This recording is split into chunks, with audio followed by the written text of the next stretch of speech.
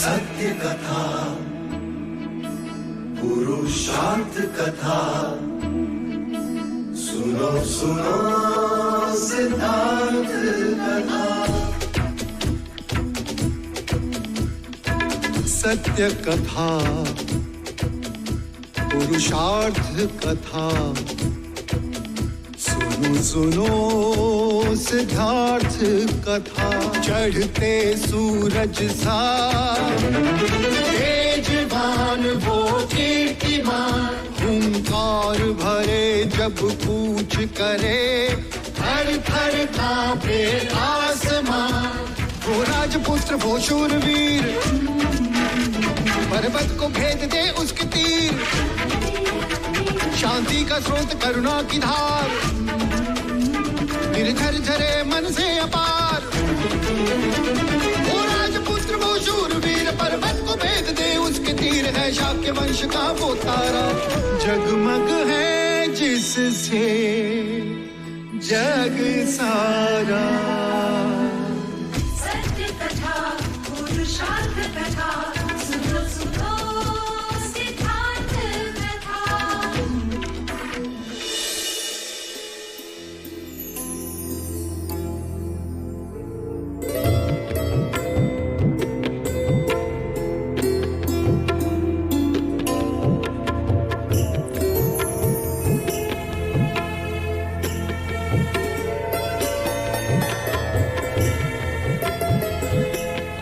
आज से मेरे सारे सुख तुम्हारे और तुम्हारी सारी पीड़ा मेरी।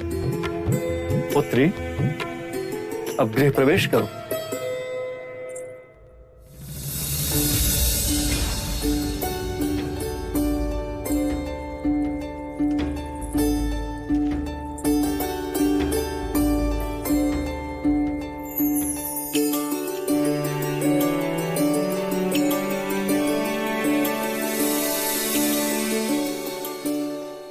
अमिता दीदी, कदाचित आप प्रथम माता हैं जो अपनी पुत्री के गृह प्रवेश को देख रही हैं। आइए।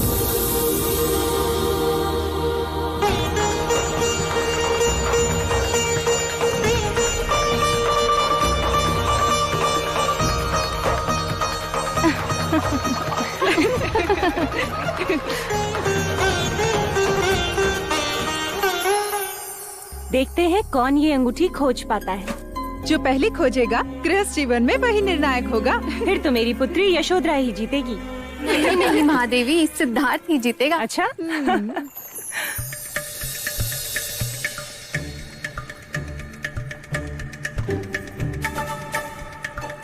भैया मैं आपकी सहायता करूं? अरे अरे अरे, इतनी आतुरता छोटे युवराज, अवसर तो आपका भी आएगा।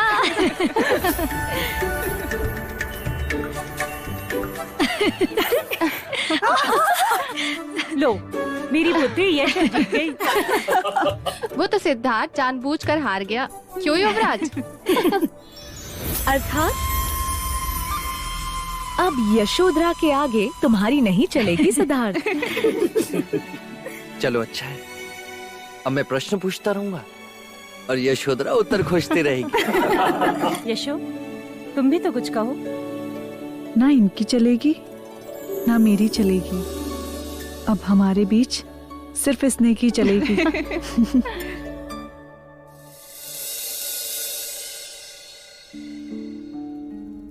आज आपके नगर वधु की परीक्षा है। देखते हैं गरजते बादल आज बरसते हैं या नहीं। लगता है आपने अम्रपाली को देखा नहीं, अन्यथा आप अग्नि परीक्षा ना करते।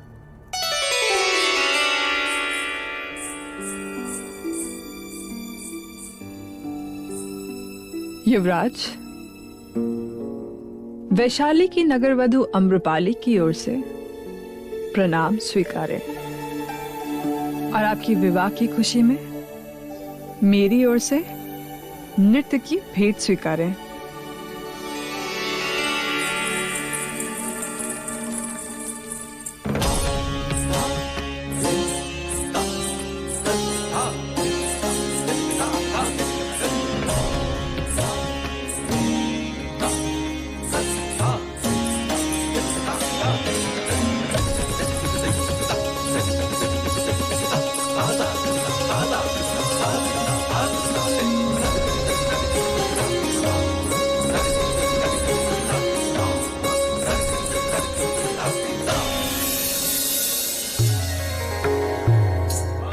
अद्भुत, वाह, अति आकर्षणीय, मधुर, मनमोहिनी, वाह, अद्भुत सुंदरी, अद्भुत, ऐसा रूप, ये तो स्वर्ग की अप्सरा है। आम्रपाली,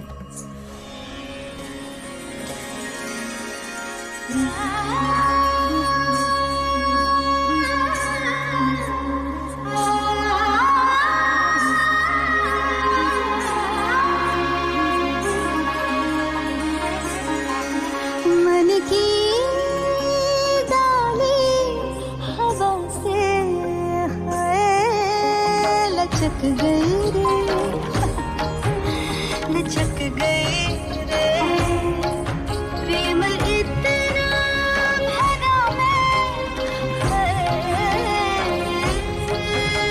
छलक गई रे, ओ छलक गई रे।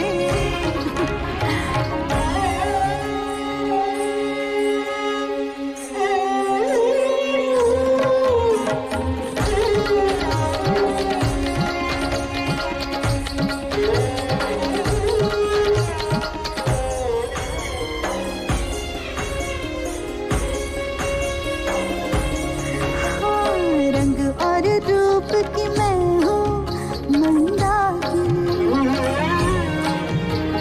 मेघ में मैं बस बन के सौदामिनी, हाँ दसों दिशाओं में शोभित है मेरी छवि, सर झुकाए मुझे चंद्रमा और रवि, देवताओं को भी जिसने मोहित किया, कामिनी आज वो क्या हमें बहक गई रे, ओ बहक गई रे, प्रेम इतना भरा मैं, छलक गई रे, छलक गई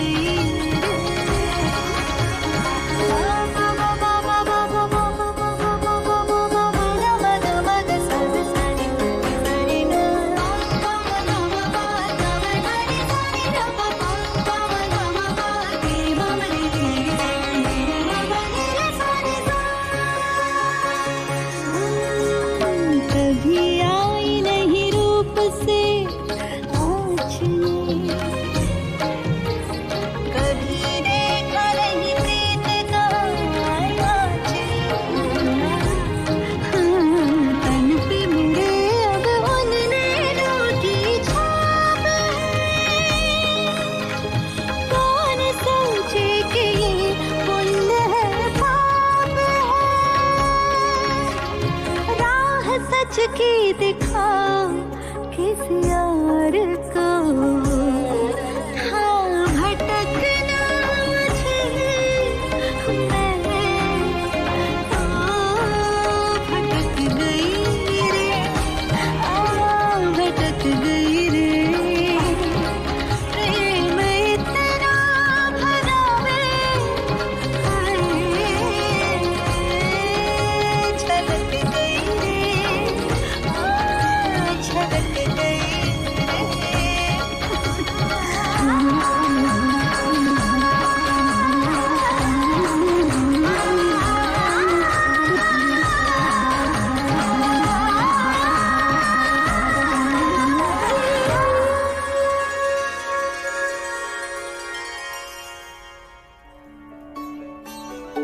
वाह, वाह, अति सुंदर, अद्भुत, खूबसूरत, ऐसा नृत्य मैंने इससे पहले कभी नहीं देखा। वाह, एकदम अद्भुत, अति आकर्षणीय, इसे भेंट समझकर स्वीकार कीजिए।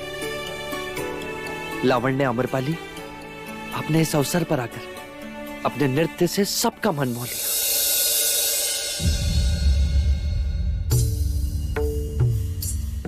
मैं इसे स्वीकार नहीं कर सकती। क्यों नहीं कर सकती देवी? क्योंकि मैं आपसे कुछ और भेंट चाहती हूँ। क्या? इस हार के बदले मुझे एकांत में आप कुछ घड़ियां दे दे तो? हाँ हाँ, क्यों नहीं, अवश्य। हमें खुशी होगी।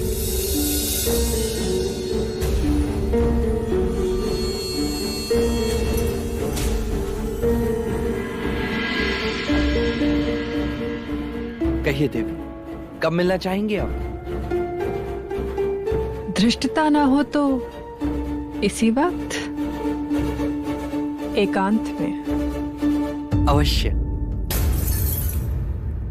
लावण्य आम्रपाली से एकांत मंत्रणा की व्यवस्था की जाएगी, जहां केवल आप रहें और मैं, दूजा कोई नहीं।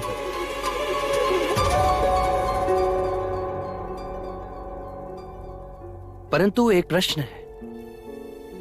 मेरे मैं अकेला नहीं। मैं और गोपा मिलकर मैं बनते हैं।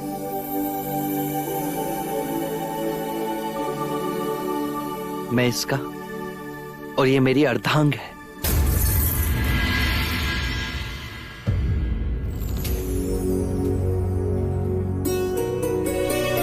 इतना प्रेम? हाँ, सारे जग में प्रेम बढ़ना चाहिए और आरंभ अपनों से होना चाहिए। यदि आप प्रेम की भावना समझती हैं, तो कृपया इस माला को स्वीकार करें। आपकी कला अतुलनीय है, लावण्य आम्रपाली।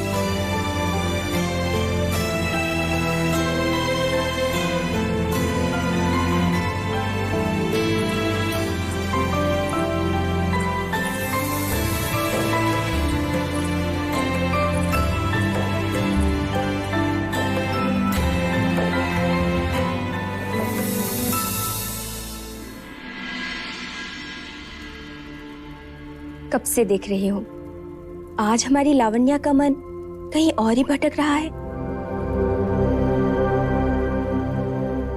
मुझे राजकुमारी यशोधरा से ईर्ष्या हो रही है। युवराज सिद्धार्थ उनसे कितना प्रेम करते हैं। परंतु ईर्ष्या कैसी देवी? आप क्या किसी राजकुमारी से कम हो? संपूर्ण संसार के राजा और राजकुमार आपकी एक दृष्टि के लिए तरसते हैं। क्या ये प्रेम नहीं है? नहीं उषा, वो केवल वासना है। उनमें से ऐसा कोई नहीं जिसकी दृष्टि के लिए मैं तरसूं। सभागृह में सभी राजाओं की दृष्टि मेरे शरीर पर सांप की तरह रेंग रही थी, और सिद्धार्थ की दृष्टि में मैं जैसे उपस्थित ही नहीं। मेरे कितने प्रयत्न करने के बाद भी वो मोहित नहीं हुआ। मुनियों की भांति देखता रहा। इसमें दुखी होने की कोई बात नहीं। आप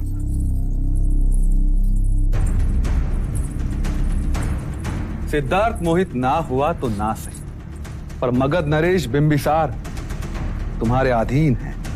अपनी जीत की घोषणा करने आया महाराज बिंबिसार? नहीं, तुम्हारे पराजय का भागीदार बनने आया हूं।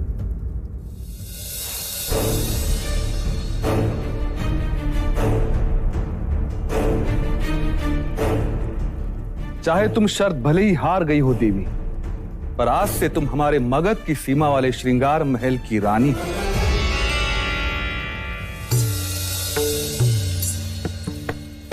अर्थात एक और राजा मोहपाश में बन गया। और मोह के वृक्ष पर ही प्रेम के फूल खिलते हैं आम्रपाली।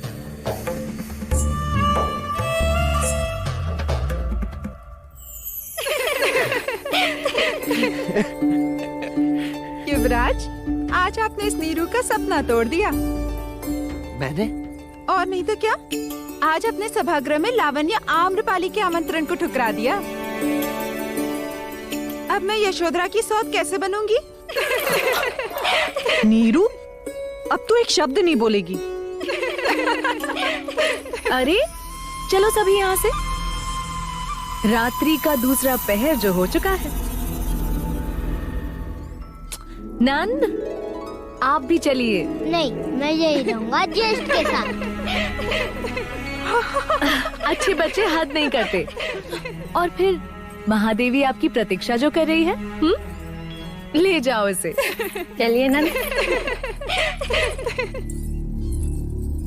हम भी चले। आओ।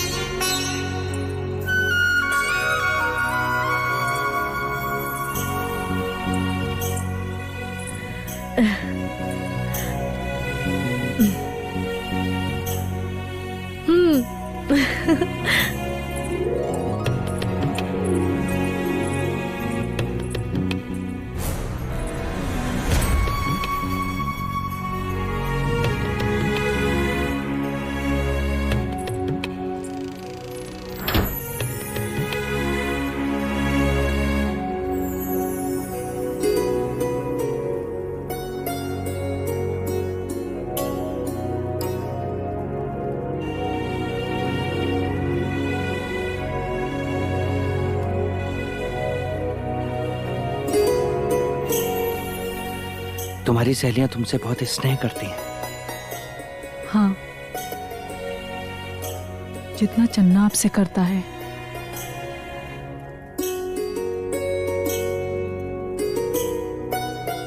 एक प्रश्न पूछूं? मना करूंगी तो मानोगे? नहीं ना?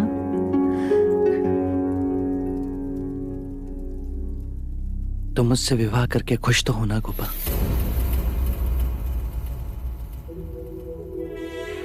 ये कैसा प्रश्न है? जिसके साथ रहने को हर घड़ी मन उत्सुक हो, रात दिन जिसके विचार स्वयं के बारे में भी सोचने ना दे, जहां देखो सिर्फ वही दिखाई दे, सारा राज जिससे स्नेह करता हो और वो तुमसे स्नेह करता हो, तो ऐसे मनुष्य के साथ विवाह करके कोई क्यों खुश ना होगा युवराज?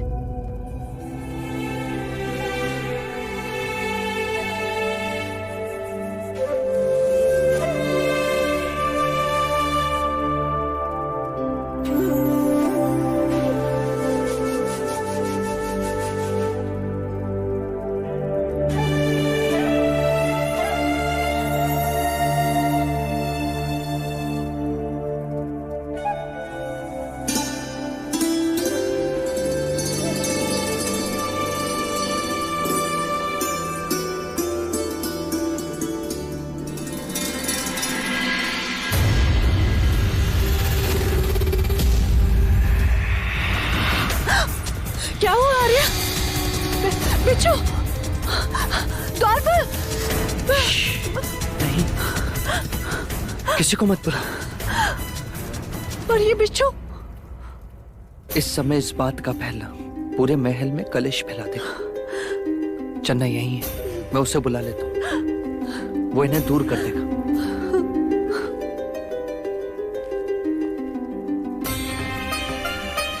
चन्ना,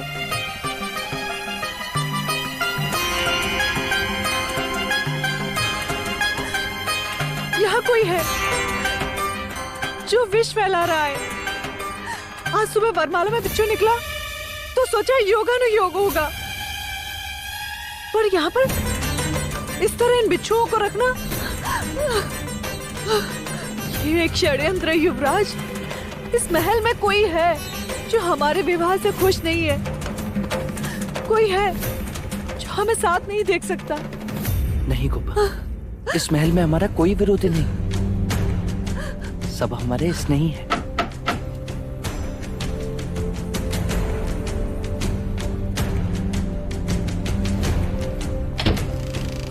आगे युवराज। चन्ना, इन बिच्छुओं को बाहर फेंक दो। इन्हें मारना मत चन्ना, इन्हें बाहर जीवित झाड़ियों में छोड़ा। संभाल के।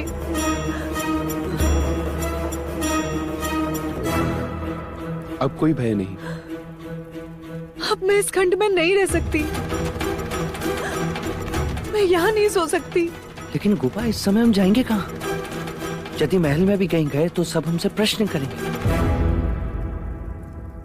आज्ञा हो तो मैं कुछ कहूँ? कहो चन्ना। मैंने आप दोनों के लिए कुछ सोचा था। इस संयोग से ये अवसर मिला है, क्या आप दोनों मेरे साथ चलेंगे?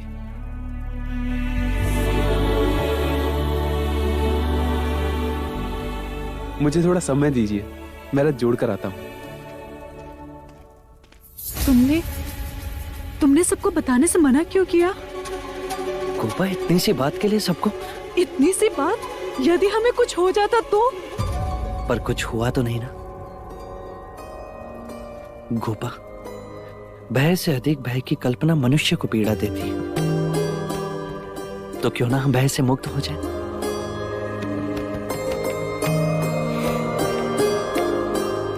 चलो हम इस महल से भाग चलते हैं।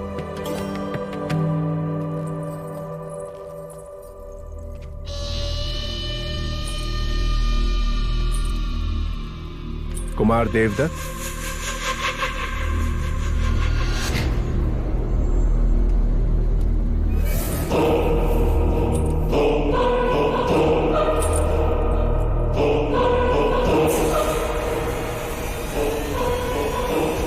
मुद्राएं उठाने से पहले मेरे एक प्रश्न का उत्तर दे कार्निक।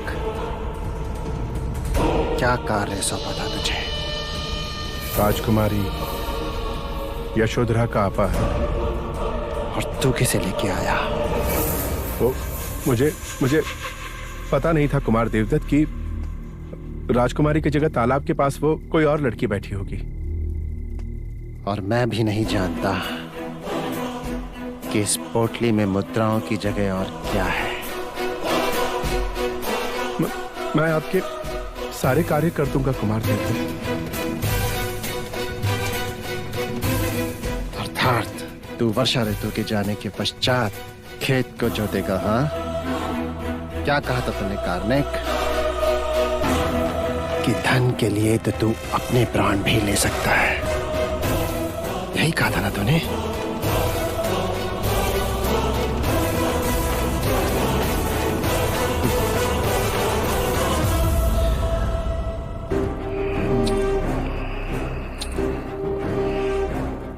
कार्निक, ये ले धन और ले ले अपनी प्राण। ले कार्निक, धन और ले अपने प्राण। ले धन और अपने प्राण ले कार्निक। ले कार्निक, ले, अन्यथा मुझे लेने दे।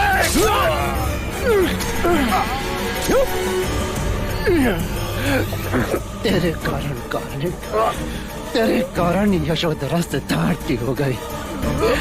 तेरे कारण मेरी पराजय हुई कार्निक। तेरे कारण देवदत्त की पराजय हुई कार्निक। तेरे कारण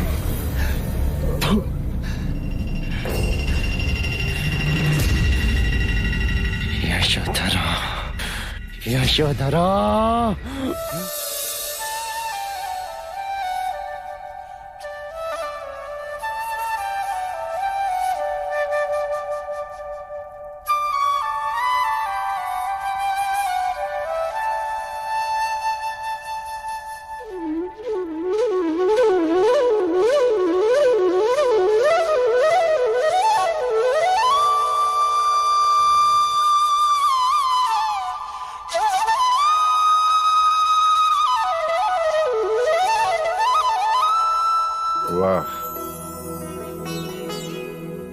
आज तुम्हारी बांसुरी का हर सुर यह कह रहा है कि तुम अत्यंत प्रसन्न हो। और आज आप भी बहुत प्रसन्न दिखाई दे रहे हैं देव। हाँ,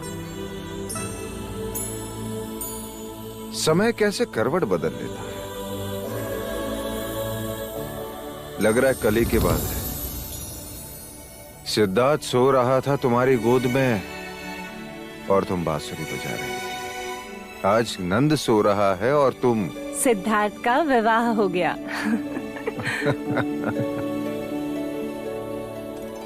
हाँ देवी, मुझे भय था कहीं हमारा तपस्वी विवाह से मुंह न फिर बैठे, परंतु मुझे गोपा पर पूर्ण विश्वास था। सत्य कह रही हो तुम। यशोधरा के रहते सिद्धार्थ वैरागी बन ही नहीं सकता। वो उसे गृहस्थी से बांध के रखेगी। असित मुनि की भविष्यवाणी अब झूठी प्रमाणित होगी। लगता है जीवन का एक पर्व जैसे पूर्ण हो गया है। अब शीघ्र ही ये मुकुट में सिद्धार्थ के सर पर रख के राजनीति से संन्यास ले लूंगा। अर्थात अब पुत्र की जगह पिता सन्यासी होंगे। हाँ। तो अब ये आंखें उस दिन की प्रतीक्षा करेंगी कि कब सिद्धार्थ का राज्याभिषेक हो और कब वो सम्राट बने। आने को तो वो दिन कल भी आ सकता है। अवरोध केवल इतना है कि सिद्धार्थ को शाक्य संघ का विश्वास अर्जित करना होगा। उनके प्रत्येक प्रश्न का उत्तर देना होगा।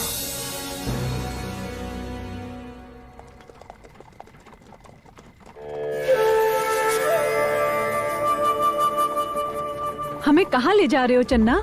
ऐसी जगह जो युवराज को बचपन से बहुत पसंद है। कहाँ? बोलो तो मानो। किसी पहाड़ी पर? ना। तो किसी गुफा में? ना। तो तालाब के किनारे।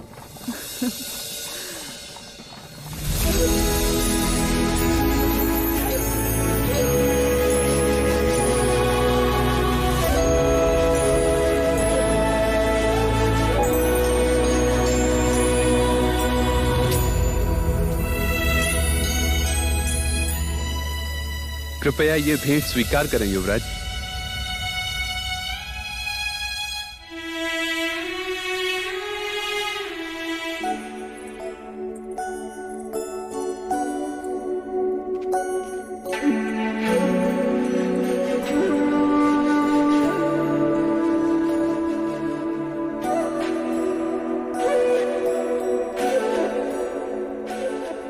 तुम्हारे इस उपहार के अमृत ने बिच्छू का विष बुला दिया चंदा।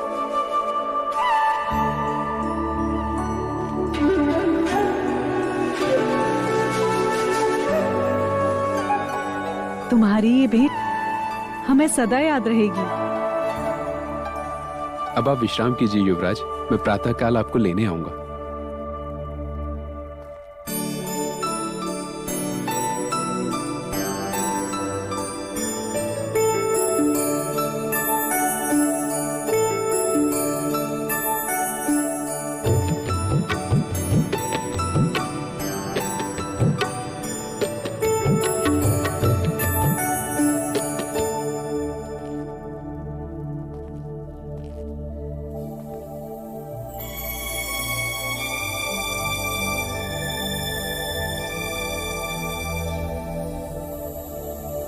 अरे ये क्या कर रही हो गोपा? कर्तव्य निभा रही हूँ। अब तक आप मेरे मित्र थे,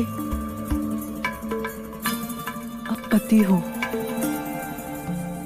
तो क्या पति मित्र नहीं हो सकता गोपा? हो सकता है, क्यों नहीं हो सकता? यदि पति पत्नी दोनों एक दूसरे को पूर्ण रूप से जाने तो।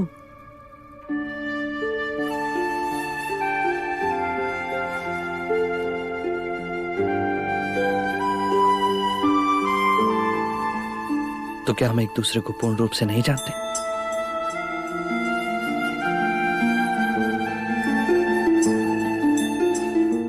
जानते हैं, पर उस एक घड़ी के लिए मैं अनजान बन गई थी। कब? जब आपने आम्रपाली की एकांत में मिलने की इच्छा को स्वीकृति दी। वो उसकी कला का उपहार था कुपा। उस घड़ी मेरा आप पर संदेह करना अशोभनीय था। वो तुम्हारे प्रेम की तीव्रता थी कुपा।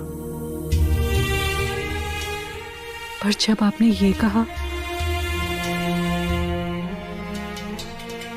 कि मैं गोपा भी है, तब मैं स्वयं अपनी दृष्टि में ओछी हो गई आर्य। कदाचित तुम भूल गई होंगी कि तुमने मुझे 7 जन्मों के लिए बांध लिया है।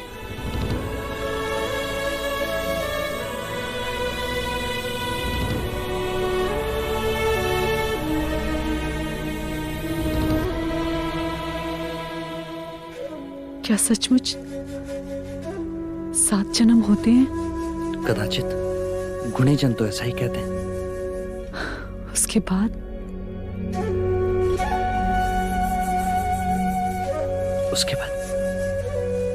उसके बाद क्या गोपा?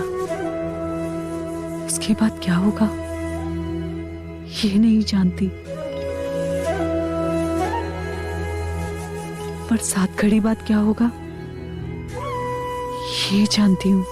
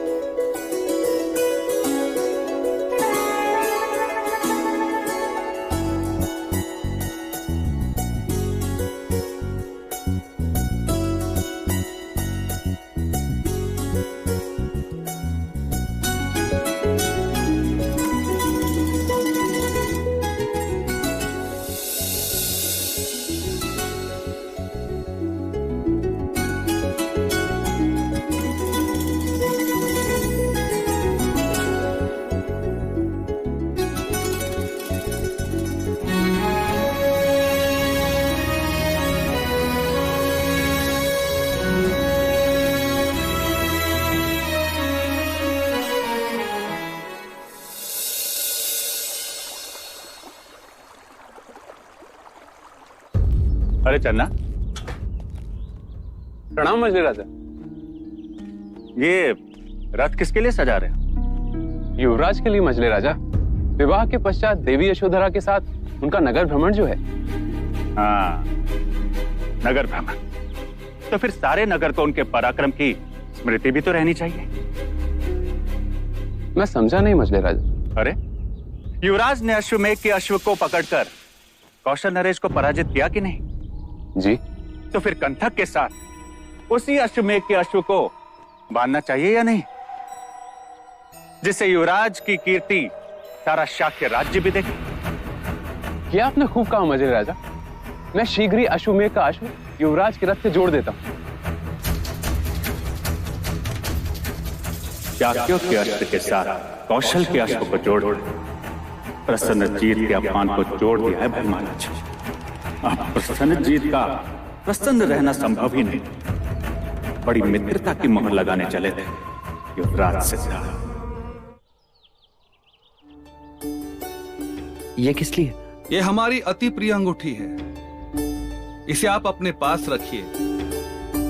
हमारी मित्रता का चिन्ह। मित्रता? परंतु आप तो मुझसे आयु में बहुत बड़े हैं मगध नरेश। हाँ, पर तुम विचारों में सारे भारतवर्ष के राजाओं से बड़े हो, और मेरी मित्रता तुम्हारे विचारों से है। इतने वर्षों में मैं राजनीति को सोमरस की तरफ पी चुका हूं, किंतु तुम्हारी नीति ने मुझे चकित कर दिया। जब मैंने सुना कि तुमने प्रसन्नजीत जैसे विक्रमी सम्राट को युद्ध में पराजित कर दिया, तो मुझे आश्चर्य हुआ, किंतु उससे भी अधिक अचरज मुझे तब हुआ जब मैंने ये सुना कि तुम युद्ध को रोकना चाहते थे, और तुमने युद्ध को रोक भी दिया। शत्रु से सारे हथियार भी ले लिए और शत्रु को अपना मित्र भी बना लिया। वाह! तो इसका श्रेय प्रसन्नजीत को भी देना चाहिए। उन्होंने भी अपनी दूरदृष्टि दिखाते हुए युद्ध विराम को सम्मति दी, अन्यथा और अधिक प्राण जा सकते थे। किंतु इससे भी अधिक सोचनीय बात हमने कल देखी। वैशाली की नगर वधू सौंदर्य सम्राज्ञी आम्रपाली खुली बाहों से तुम्हारा स्वागत करने हेतु आतुर थी, किंतु उसके मोहपाश में बंधना तो दूर, वो तुम्हें क्षणिक भर आकर्षित भी ना कर सके। इस आयु में इतना संयम। जो पहले से किसी और के वश में हो वो दूसरों के वश में नहीं आता। सच्चे प्रेम के सामने क्षणिक आकर्षण सूर्य के सामने बादल के समान होता है महाराज, जो अधिक समय तक नहीं टिकता।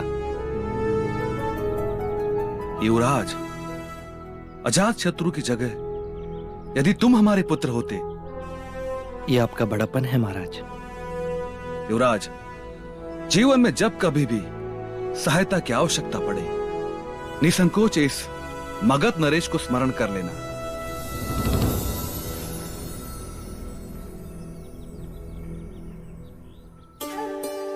शताय शुभम।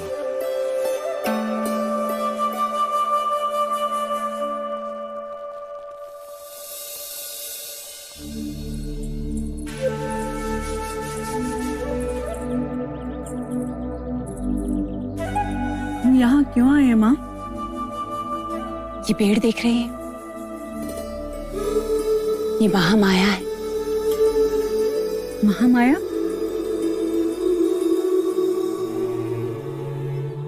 महामाया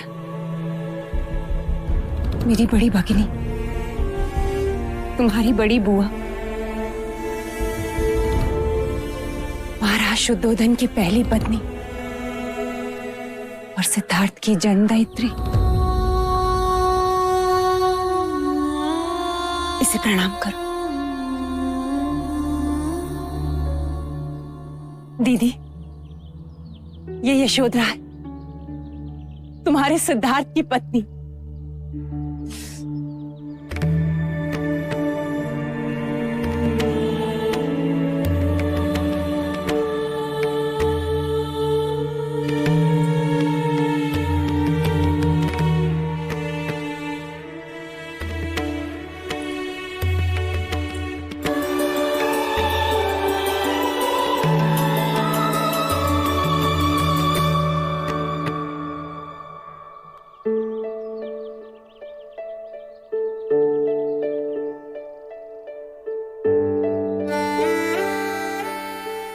युवराज ने मुझे ये बात कभी नहीं बताई। क्योंकि वो स्वयं भी ये बात नहीं जानता। वो तो केवल ये जानता है कि मैं ही उसकी माँ। क्यों छिपाया आपने माँ? क्योंकि महाराज नहीं चाहते थे। पर ऐसा क्या कारण था? असित मुनि की भविष्यवाणी। चाहे लाख जतन कर ले राजन, तेरा पुत्र सन्यासी ही बनेगा। उन्होंने कहा था कि सिद्धार्थ सन्यासी बनेगा, किंतु महाराज उसे सम्राट बनाना चाहते थे। हमने उसे हर दुख से दूर रखा और ये बात भी छुपाई ताकि उसे दुख ना हो। तो आपने मुझे क्यों बताई? क्योंकि हमारे पश्चात उसका उत्तरदायित्व तुझ पर है यशोधरा। पर कभी ये भेद खुल गया तो? यही भय तो हर सांस के साथ जीता है यशो। महादेवी, नगर भ्रमण की सभी तैयारियां हो चुकी हैं।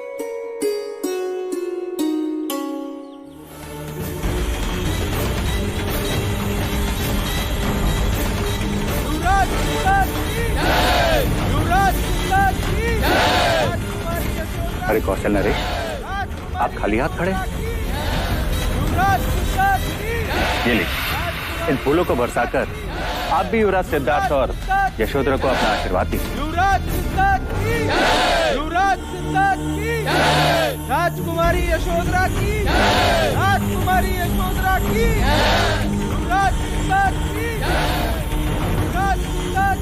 राजा द्रोणोधन, लगता है युवराज कपिल वस्तु के लोगों में अति प्रिय हैं, आपसे भी अधिक। सत्य कहा आपने। लोगों में विजेता ही पूजा जाता है, पराजित को तो होना ही मिलता है।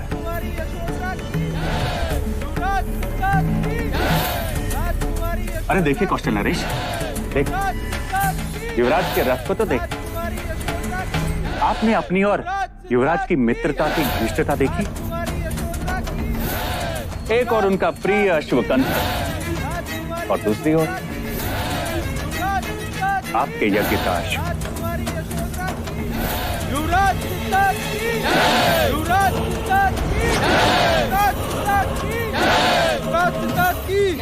राजकुमारी यशोधरा की। और कोई आवश्यकता हो तो वरण कीजिए। प्रणाम।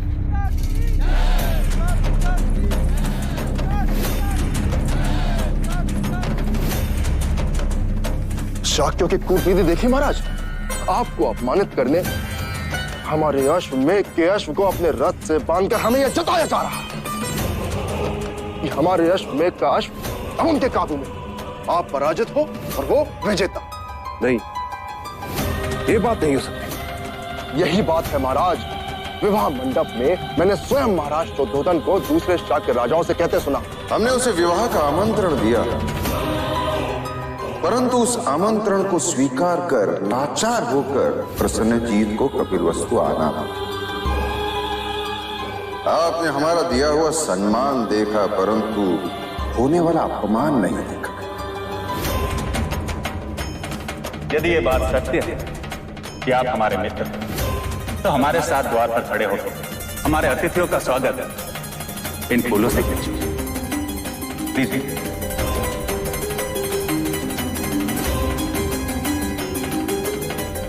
मित्रता की आड़ में इन्होंने मेरी पीठ पर वार किया है। अब इस अपमान का बदला तो शाक्यों को चुकाना ही है। अब हम घड़ी भर भी यहां नहीं रुक सकते। हम शीघ्र ही प्रस्थान करेंगे।